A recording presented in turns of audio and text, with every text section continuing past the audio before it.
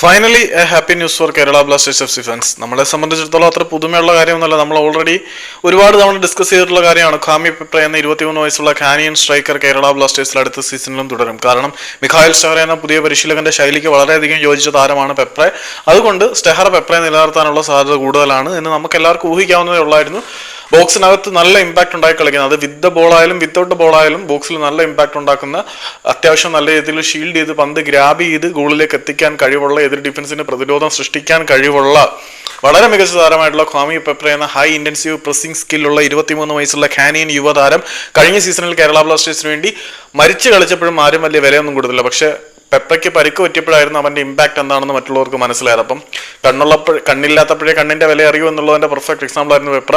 ആ പെപ്ര അടുത്ത സീസണിൽ കൂടി കേരള ബ്ലാസ്റ്റേഴ്സ് നിലനിർത്തും എന്നാണ് വ്യാപകമായിട്ട് പുറത്തേക്ക് വരുന്ന റിപ്പോർട്ടുകൾ. അപ്പം ബ്ലാസ്റ്റേഴ്സ് ആരാധകരെ സംബന്ധിച്ചിടത്തോളം ഇത് സന്തോഷമുള്ള ഒരു കാര്യമാണ്.